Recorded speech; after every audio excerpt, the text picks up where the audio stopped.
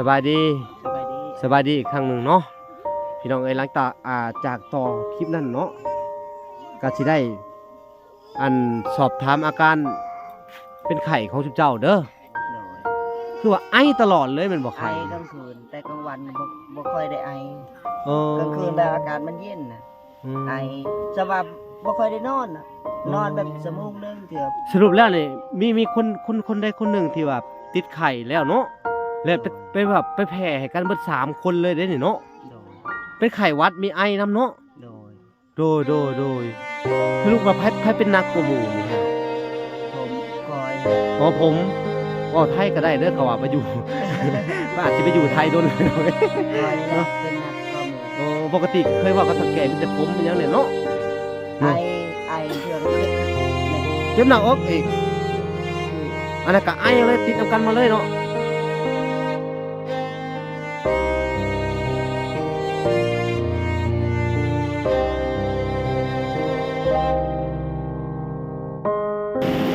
ฝนตกแห้งอะไรพี่น้องเอ้ย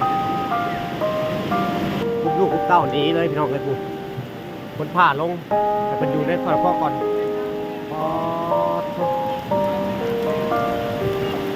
ถูกยากแห้งอะไร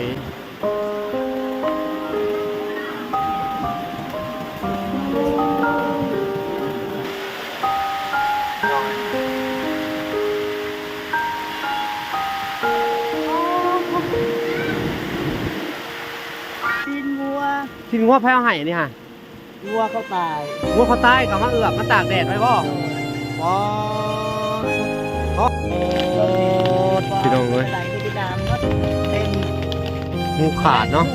นอนเลยเนาะ หูยหมูนอนเลยผู้หนึ่งเด็กลูกจ้าเจ้าไปเล่นลิ้นแล้วเนาะ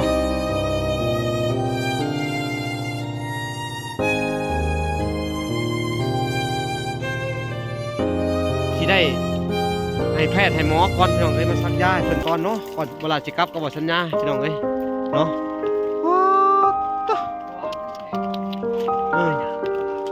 มือนั่นเป็นวันอาทิตย์เนาะเลยถ้าแกไปดีอยู่ ถ้าแกไปใช้ถ้าแก ถ้าแกเข้าไป เท่าแก่นี่ถามแน่เนาะเจะจำบ้านเจ้าอำเภอได้บ่อำเภออีหยังเมืองไปทางจำบ่ได้ทู่แต่ว่าภาคใต้แต่เขาก็บ่ได้บอกเขาบอกโอ้พี่น้องเอ้ยมันก็บ่แม่นครบพิษครบเพิ่นที่ว่าเพิ่นจำบ่ได้เนาะคืออาจสิว่าอยู่ในบ้านในบ่เขาครั้งตั้งแต่มื้อเข้าไปเลยเนาะเข้าไปเลยแล้วก็เพิ่นก็บ่ได้บอกบ่ได้เว้าเกี่ยวกับว่าอำเภออะไรอิหยังคนบ่ได้ไปเที่ยวไสเนาะแบบว่าให้อยู่แต่ในหันเนาะขังไว้อยู่ในกรงแบบคือลูกนกนะพี่น้องบ่เห็นเดือนเห็นตะวัน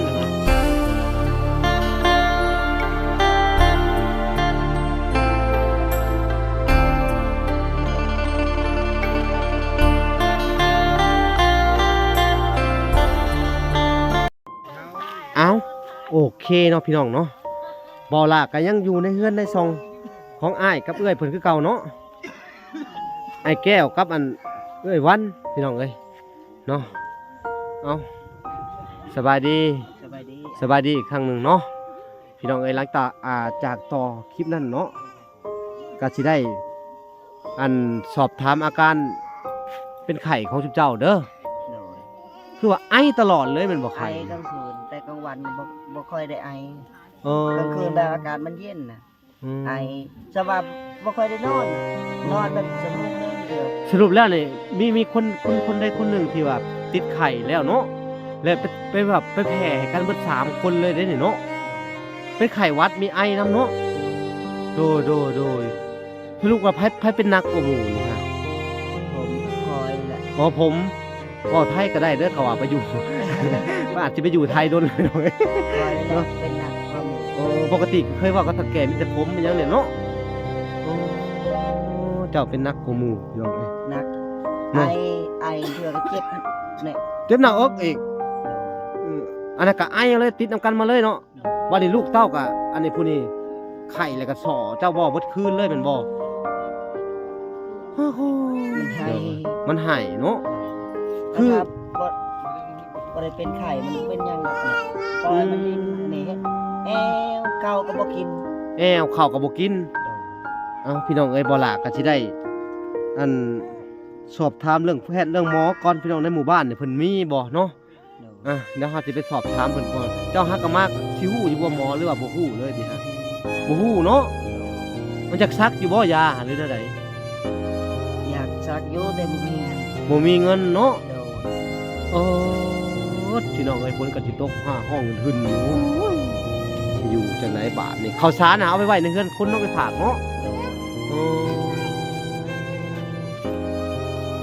โดย เอานิ้วนั่งลงลูกนั่งลงนั่งลง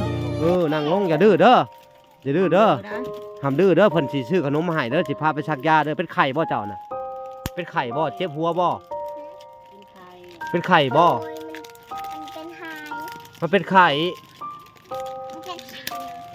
เป็นไข้เนาะเอาพี่น้องเอ้ยสิได้พาไปชักยาเอาบ่กินยาบ่เป็นไข้กินยาบ่ กินล่ะ พี่น้องอยากกินยาพี่น้องเอ้ยเนาะเอากะบ่เป็นหยังพี่น้องเอ้ยบ่ล่ะกะยังมีเงินอันจากแม่ตู้คือเก่าพี่น้องเอ้ยเพิ่นอันเก็บไว้ให้บ่ล่ะพี่น้องเอ้ยเพิ่นว่าในยามฉุกเฉินหรือว่าเขาเป็นนั่นเป็นนี่ให้ไปหาเขาไปรักษาเราเด้อเพิ่นว่าเนาะโอ้ยก็ต้องขอบคุณแม่ตู้เพิ่นเด้อเอาขอบคุณแม่ตู้เอาขอบคุณแม่ตู้บ่ลูก ขอบใจเด้อไปตู้ที่เบิ่ง โดยนบโดยนบเบิดเอาขอบคุณเพิ่นเอา ขอบใจเด้อไปตู้เอ้ยที่ โดย เบิ่งลูกหลาน โดย หาหยังก็ให้ได้ โดยเอาให้ตั้งใจก่อนตั้งใจหนกก่อนเอา ไปตู้เอ้ยที่เบิ่งลูกหลานให้ร่ำให้รวยเด้อ โดย ให้เบิ่งลูกหลานแน่ลูกหลานก็ทุกข์ยากบ่มีหยัง โดยบ่บ่เป็น เอาบ่เป็นเนาะกะบ่มีหยังสิตอบบุญแทนคุณน่ะสิ บ่มีหยัง สิตอบบุญแทนคุณเจ้าเด้อแม่ตู้สิอันว่าน้ำลังเฮาก็บ่ได้เนาะเป็นคนที่ว่าง่ายคือ ว่าบ่เป็นว่าบ่เป็นเลยเนาะเอาบ่เป็นหยังพี่น้องเอ้ยขอโทษขออภัยนำเด้อพี่น้องเอ้ยบ่ว่าจะเป็นทางแม่ตอมแม่ตู้ก็ได้หรือว่าผู้ใหญ่ทุกท่านเนาะพี่น้องเอ้ยที่ว่าเพิ่นก็เว้าบ่ค่อยเก่งกับแบบเรียกกับว่าละนี่เว้าบ่ค่อยเก่งก็ต้องขอโทษขออภัยนำพี่น้องเอ้ยเนาะก็จะเสียจังไดพี่น้องเอ้ยก็บ่มีหยังที่ตอบบุญแทนคุณเพิ่นนั่นแหละพี่น้องเอ้ยก็คนทุกข์คนยากเนาะทางว่าละนี่ก็ต้องขอบบุญขอบคุณแทนเนาะแทนเพิ่นเนาะน้ำใจแม่ตู้ช่างประเสริฐอีหลีพี่น้องเอ้ยเนาะทั้งครอบครัวพ่อตู้แม่ตู้ก็ให้อยู่ดีมีแห้งหายเจ็บหายไข้หายพยาธิโรคาพี่น้องเอ้ยเนาะคือเพิ่นได้ช่วยเหลือครอบครัวนี่เนาะว่าไงอุปถัมภ์ครอบครัวนี่ก็คือว่าให้เพิ่นได้บุญกุศลที่แม่ตู้เนาะได้เฮ็ดสร้างกับครอบครัวนี่ก็ขอให้แม่ตู้เจริญหั่งมีสีสุขเจริญในหน้าที่การงานพี่น้องเอ้ยเนาะขอให้แม่ตู้จงมีแต่สุขภาพแข็งแรงเนาะเบิดครอบครัวเนาะบ่ให้มีภัยอันตรายต่างๆนานาที่ว่าปีใหม่นี้แล้วก็ขอให้แม่ตู้จงมีแต่ความสุขความเจริญเด้อสิ่งใดที่มันบ่ดีเนาะในปีใหม่นี้ก็ขอให้วิทย์ให้เว้นให้วางไปเนาะความเจ็บอย่าได้ความไข้อย่ามีแม่ตู้เอ้ยที่เจ้าได้ช่วยเหลืออุ้มสู้อันครอบครัวทั้งอันไอ้แก้วเอ้ยวันแล้วก็ทั้งลูกเพิ่นพี่น้องเอ้ยขอให้เจ้าอันมีสุขอนามัยที่แข็งแรงปรารถนาสิ่งใดก็ขอให้ได้สิ่งนั้นสมดังปรารถนาเด้อแม่เอ้ยเอาบุญคำนำสู่หมู่เจ้าเด้อแม่เอ้ยบุญกุศลก็ขอให้เจ้านะครับเต็มหมากเต็มผลเอาเนาะทางซุปเปอร์กาเว้าบ่เป็นพี่น้องเอ้ยบ่ลาก็เว้าบ่เก่งนะก็ต้องขอโทษขออภัยนำเด้อเอาเนาะก็สิได้อันพาแพทย์พาหมอมาเนาะไปเจ้าพ่อฮู้อยู่บ่คร่าวๆไปสิพาไปตามเพิ่นไปยังแล้วก็มาให้เพิ่นมาซักอยู่นี่เนาะเอาพี่น้องไปลุกขึ้นมาไปเป็นจะได้ฮู้บ่เพื่อนแพทย์เพื่อนหมอฮะ บ่ฮู้เลยค่อย บ่ฮู้ โดย เอาพี่น้องบ่ฮู้บ่เคยไปเนาะ โดย อ๋อบ่ฮู้บ่เคยไปพี่น้องไอ้บาทนี่เฮ็ดจะได้บาทนี่เอามีแต่เขาสิถามคนให้เด้อให้เจ้าอยู่ท่าเขาเด้อเขาสิพาอันเพิ่นไปตามเนาะหรือว่าพาคนอื่นเนาะมีเพิ่นฮู้แน่เอาพี่น้องเอ้ยอันนี้ก็น่าจะมีคนฮู้เดี๋ยวเขาจะมาสอบถามเพิ่นก่อนเด้อเอาบ่สัญญาสบายดีเอาสบายดีเด้อ สวัสดีบ้านละ โดยสบายดีสบายดีโอ้ยแม่ ไปได้หูเพื่อน ฮู้จะบ่เพิ่นแพทย์หั่นนะ ฮู้อยู่ อันพาไปได้บ่ ได้อยู่สิไปส่งอยู่ เฮาก็บ่ฮู้พี่น้องเอ้ย โดย ไป ไปนำกันเลยเอ้าพี่น้องเอ้ยอันสิให้ไปนำบ่หรืออะไร บ่ทายนี่ก็ได้เฮาสิไปนำให้ดอกแขก โอ้โอเคเอ้าขอบใจเด้อขอบใจ ช่วยเหลือการเก็บไข่เฮ็ดจังได๋โดยเนาะเพิ่นว่าเป็นไข่ลายมือเลยเนาะ ลายมือเลย เอ้าพี่น้องเอ้ยเอ้าให้เพิ่นไปเด้อขอบใจเด้อ ได้ เอ้าไปพี่น้องเอ้ยเขาก็สิพารอเบิ่งพี่น้องเอ้ยเอ้าพี่น้องเอ้ยฝนตกผ่าลงพี่น้องเอ้ยป๊อดหายเพิ่นบ่ฮู้จังได๋บ่ล่ะก็บ่กล้าออกไปถ่ายพี่น้องเอ้ยมันก็ได้คุกเขาคุกของนี้แหละผมโอ้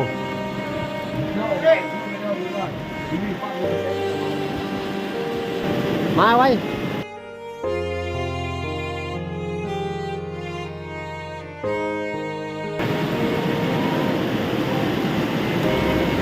มาแหละฝนตกแห้งอะไรพี่น้องเอ้ย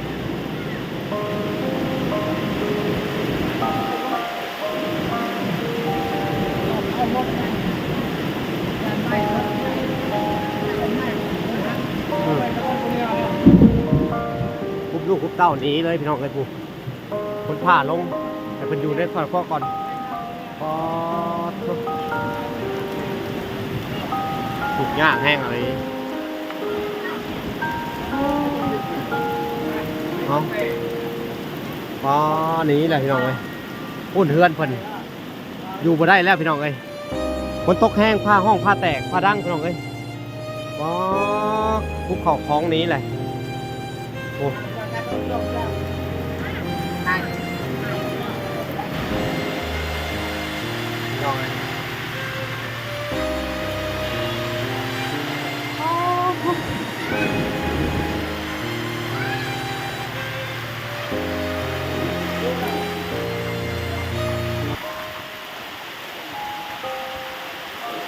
พี่น้องเอ้ย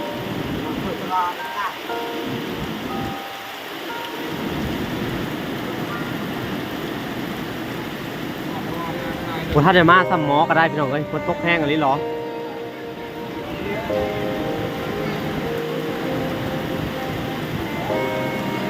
คุณทั้งไอ้แก้วเพิ่งกลับไปเก็บสิ้นที่มันตากไว้พี่น้องเอ้ยว้าโธ่คือว่าเฮือนอยู่บ่ได้เลยพี่น้องเอ้ยเนาะก็อันตรายนี่พี่น้องเอ้ยเนาะโอ้มามันยังนะฮะ ซีนงัว ทิ้งงัวแพ้เอาไห้นี่ฮะ งัวเขาตาย งัวเขาตายกับมาเอือบมาตากแดดไว้บ่บ่เขาให้บ่ ก็ให้ได้ เอ้าชูๆไปนั่งคุกก่อนพี่น้องเอ้ยฝนตกไปตาสงสารเด็กน้อยสงสารลูกเพิ่นพี่น้องเอ้ยไปใช้ลูกเด้ซะฮะลูกเด้โอ้มาพี่เจ้าบอดเอามานั่งลงเป็นอะไรหอบนี้กันนะเนาะไปไต่ดูเด็กน้อยพี่น้องเอ้ยอยู่มาได้เลยเนาะกับต๊อบน้อยเขาเนาะพี่น้องเอ้ยเปียกมาเลยว้าโอ้ยเนาะรถกระทบแห้งอะไร ได้ยังไงนี่ฮะ ซีนงัว สิงัว ก็ให้มา ใช้ลูกหน่อยคนหนึ่งเด้ ผมเด้สับผมเด้ผมพื้นเดียวเนาะถือมาเอาพี่น้องเอ้ยเวลาก็ลืมซื้อผมมาให้ที่ได้เอามาอีกรอบหน้าพี่น้องเอ้ยเนาะ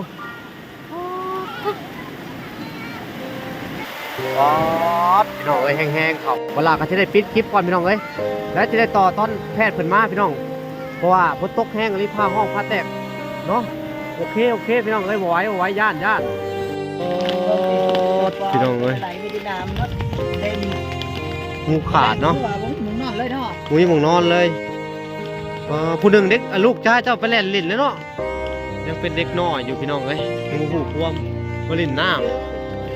บริดื้อเปียกเปื้อนเบิดเนาะอ๋อ3 มื้อ 3 วันเลย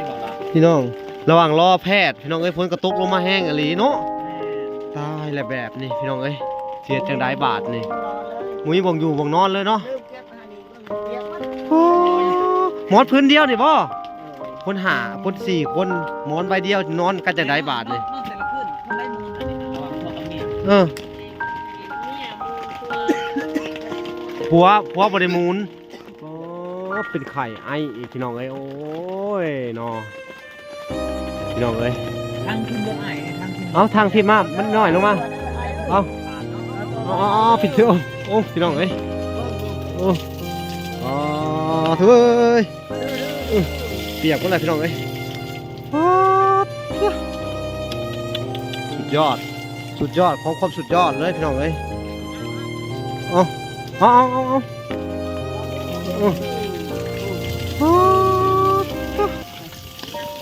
มุ้ยบอลอยู่เลยพี่น้องเอ้ยเนาะพี่น้องเอ้ยสงสารเด้เนาะเอาพี่น้องเอ้ยสงสารแต่ลูกเพิ่นเนาะบ่ฮู้อีโนอีเนยังอยากมีเงินมีซ่านให้เพิ่นเด้พี่น้องเอ้ยเนาะผู้ใหญ่คนใดเด้สิใจดีสร้างพันธุ์ให้เพิ่นได้ครอบครัวนี่พี่น้องเอ้ยคือเชื่อว่าสงสารอันเด็กน้อยพี่น้องเอ้ยลูกของเพิ่นอันนี้ก็เป็นหวัดเป็นไข้เป็นไอเนาะเขาก็สิได้ให้แพทย์ให้หมอก่อนพี่น้องเอ้ยมาซักยาให้เพิ่นก่อนเนาะก่อนเวลาสิกลับก็บ่สัญญาพี่น้องเอ้ยเนาะแม่น สบายปานใด เปียกหมดเลยเนาะต้องคอยซื้อให้บ่หรือว่าต้องมาใหม่อันโฟมเนี่ยเอาไปเสื่องไว้ในเฮือนเขาก่อนบ่หรือว่าไดยันมันเปียกเนาะมื้อแรงเกิดเช็ดให้ออกเนาะโอ้ตัวพี่น้องเอ้ยคนอื่นว่าลำบากมาเห็นครอบครัวนี่ทุกข์อีหลีรอพี่น้องเอ้ยเนาะโอ้ถามว่ามีผลมื้อน่ะก็เป็นแบบสิบ่มื้อน่ะฮะมื้อน่ะแบบน้ำไปหมดเลยหลังคาก็ยืนกันแบบสิบ่เลยก็เลยบ่สบายเลยแต่มื้อนั้นมาเนาะแอวเลยพี่น้องเอ้ย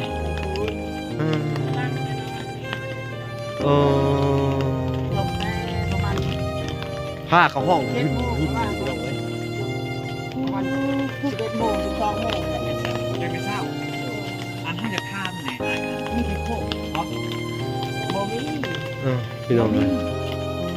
คนตกกับบริไปการกบการเขียนของเขาเนาะ โอ้ยอันนี้บ่ว่าเพิ่งกันกบกันเขียดบ่ล่ะก็คือให้โคมเฮาทำไม้แบบเพิ่นตกเพื่อนเขาได้ให้อายซองให้อัน บ่ มัด มี นี่ หาย นะ ให้เห็นได้แต่ไปยืนนี่เนาะทุกเจ้านี่ก็เป็นลูกกำพร้าตั้งแต่พ่อแม่ตายป้าเบิดจังหวะตัดสินใจหนีไปไทยเนาะหั่นเนาะไปไทยก็ถึกหลอกซ้ำพี่น้องเอ้ยโอ้ยเนาะคนที่หลอกไปหาก็ได้พี่น้องเอ้ยจักสิว่าจังไดจำหน้าได้บ่คนที่หลอกไปหาแต่ก็ว่าเราเฮ็ดงานอยู่นี่เด้อ ไปเลยเขาก็เนาะคนลาวเฮานี่บ่เลือกคนไทยหยังนี่บ่หรือใดโอ้คนผังแคมป์คลองมีแต่ว่าเขาโทรมามีงานแล้วเขาไปนํเขาอย่างเดียวเลย การเอาไปน้ำพ่นเหล้าเนี่ยนะว่าไป พี่น้องเอ้ย ก็บ่เห็น แบบคล้ายๆคือว่าขบวนการแบบฆ่ามนุษย์หน้าหมอสัญญามันก็ถือทอดเนาะมันกับส่งไปหันส่งไปนี่นะพอเขาสมัยตะกี้เขาขายอะไรใดเนาะ ก่อนอายสิได้มานี่อายแลนไปหาตำรวจเนาะ โดย ให้ตำรวจจับ พี่น้องเอ้ยเพิ่นก็เอาลูกกินนมต้องขอโทษขออภัย กองการกระบี่ให้ได้เฮาสิได้กลับบ้านกับสองน้ำเขาอยากเห็นบ้านเอาแล้วว่ะ อยากเห็นบ้านเฮาแน่ โทรศัพท์นี่เขาเจ้าแถบให้ใส่เลยเนาะ มีต้องรับโทรศัพท์เล่นตำรวจ ที่ว่างัดประตูออกมาหั่นบ่ ตีงัดประตูนะไปว่าเว้าน่ะ โอ้ เขาเจ้าไปใช้ มื้อนั้นเป็นวันอาทิตย์เนาะ ครับ เลยเฒ่าแก่บ่ได้อยู่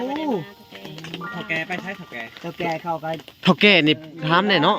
จะจำบ้านจำอำเภอได้บ่อำเภออีหยังเมืองไปทางจำบ่ได้ทู่แต่ว่าภาคใต้ แต่เขาก็บ่ได้บอกเขาบอกโอ้พี่น้องเอ้ยมันก็บ่เป็นคนผิดคนที่ว่าเพิ่นจำบ่ได้เนาะคืออาจสิว่าอยู่ในในบ้านในบ่ เขาครั้งน่ะตั้งแต่มื้อเข้าไปเลยเนาะ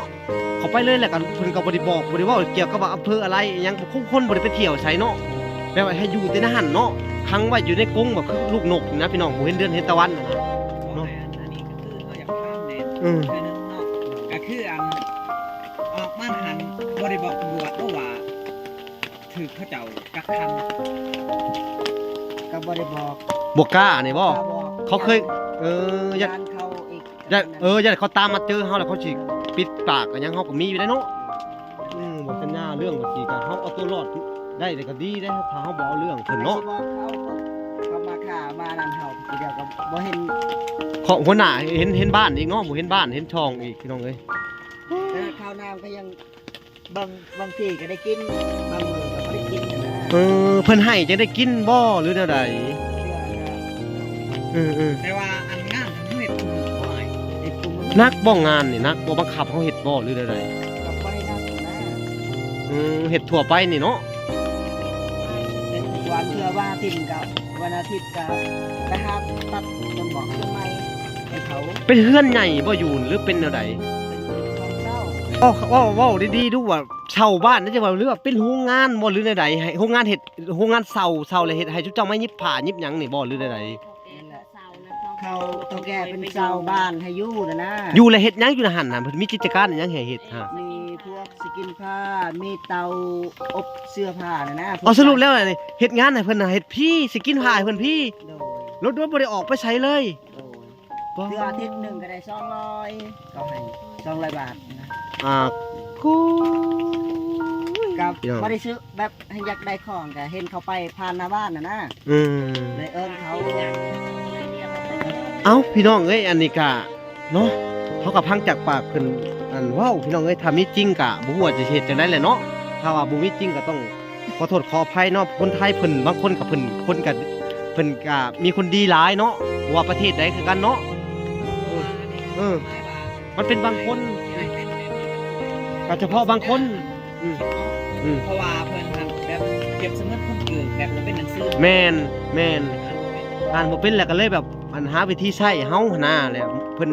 ว่าง่ายๆเนาะขอโทษขออภัยนำเจ้าเด้อเป็นคนโง่นะเขาเว้าเขาคิดว่าเจ้าโง่แบบ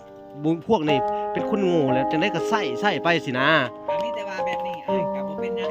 เนาะ มันผ่านไปก็ถือว่าเฮา เออ กับคอยก็ดีแล้ว ทำ ได้รอด เส้นไป ได้กลับบ้านสบาย เออ โดย บุญเฮายังหลายน้อยเนาะ บอกไปคิดแต่ละมือแต่ละวันแล้วสิไปใส่เนาะเงินคำก็บ่มีบ่นี่ก็อยากกินนั่นกินนี่เขาก็บ่ได้กินน้ำเขา โดย เขา เพราะ เงิน แม่นเฮากะว่าง่ายก็คือ บัดนี้ได้ลูกอีกก็ชอบกินลูกแต่อยากกินขนม เออ แค่แรกมันน่าเขามาขาย เออ นิดหน่อยมันก็ให้อยากกิน ผ่านหน้าบ้านเฮาอีก มีคนเพ่นพ่านหลายบ่แล้วเฮาคือบ่บอกเขาว่าเฮาบ่ได้เงินเดือนเงินน่ะเฮา เขาบอกว่าเขาบ่เชื่อเขาบ่เชื่อเขา โอ้ บ่ได้เอาเหตุการณ์เด้ โดย แล้วคนทำงานเขาบอกอีเจ้าแบบก็เฮ็ดงานคือกันเนาะ บ่เชื่ออีกเขาก็บ่เชื่อเฮาอีกเขาว่าเขาพังบ่ คนทำงานแบบเขาแบบมีเงินบ่มีเงินก็ว่ายันกินเหล้ากินเหล้าว่ากินแนวอื่นว่า เขาก็จะบ่เชื่อเฮาเนาะ เขาก็บ่เชื่อเฮาบัดเฮาก็เว้าความจริงบัดนี้ อันนี้บ่แม่นว่าใส่ให้ไปซี่กันแล้วก็บ่ได้ปักปั๊มก็คือเรื่องที่มันแล้วก็ให้มันแล้วไปซะอ้ายเพราะว่าเฮาบ่เป็นหนังสองหนังสือเฮาก็เฮ็ดหยังบ่ได้ดอกล่ะเฮ็ดหยังบ่ได้ดอกเพราะว่าทางอ้ายเพิ่นก็อ่านบ่เป็นว่าจังหวัดหยัง เบื่อบาง อำเภอ คน หยัง ว่าคือ แพง ไป หยัง แจ้งตำรวจ นี่แหละแม่นนี่แหละคือหลายคนเพิ่นก็เม่นเข้ามานี่ ก็ว่าเฮาบ่ถึงเขา เฮาแบบเฮาว่าง่ายๆคือเฮาเป็นแค่แรงงานต่างดาวว่าซั่นซะ บัตรเบอร์ก็บ่มี หนังสองหนังสือก็บ่เป็นบัตรเบอร์ก็บ่มีคิดย่านมีแต่ว่าย่านนะถ้าออกไปแล้วเขาจะจับไปปิดปองปิดปากอย่างประมาณนั้นแหละเนาะโอ้โหพี่น้องตะกี้ทุกเจ้ายังน้อยก็ว่าแม่นเนาะ16ปีไปมันบ่15ปีหรือ16ก่อนนะเออ 16ก่อน20ปี คือชาวปีเนาะ โดย คือมาก็มีก็มีแต่ผู้30ปีแล้วเนาะ 30ปลายเพราะว่าเจ้าเนี่ยก็ได้แต่34 35เนาะ 31 เจ้าจำได้บ่เกิดพศอิหยังแต่ว่า31เขาว่าอันบางคนก็ว่าเม่นเขาว่าอันเจ้าไป15ปีเจ้า 16ปีนี่มันบ่ถึงแน่ เจ้าบ่เห็นถึง20ปีเด้เจ้าต้องถือประมาณ34ปีเจ้าก็ได้สิ34 35แล้ว ก่อนนั้นก็จำอายุบ่ได้ดิ แท้34 15แล้วจะได้20ปีเนาะอืม วันนี้พ่อแม่ก็เฮาก็บ่เห็น จำอายุบ่มีจำนวนตัวเลขซ้ำเนาะ บ่มีเลย บ่มี อืม ใหญ่ พี่น้อ ขึ้ ง นมาก็บ่มีพ่อแม่เลยไปกรุงเทพ แม่ อันนี้คิดเอาซื่อๆแต่ว่าอายุสำนันซื่อนี่นะ ก็คือเรื่องนี้บ่ละ โดย ที่ว่าเขาเจ้าทายกับบ่มีทายเนาะคิดพลาดประการได้การว่าทุกอย่างขอโทษขออภัยเนาะก็คือทั้งใหญ่อ้ายเป็นการ ว้าว บูรทั้งแซ่ทั้งซื้อ แม่น แม่น แต่บาง คลิปไลน์ทุกคนทำการสิได้จบคลิปเพียงเท่านี้ก่อนเพราะว่าอันทั้งเอ่ยทั้งอ้ายเพิ่นก็บ่อยู่กับเปรียบว่าเถอะเขาแหละทุกคนเอ้าทีนี้ก็กล่าวคำว่าสบายดีเอ่ย แม่นเลยเนาะมันเปียกมึงดูพี่น้องเอ้ยทั้งเนาะโอเคเฮาก็สิได้อันให้แพทย์ให้หมอมาซักยาเจ้าต่อไปเด้อ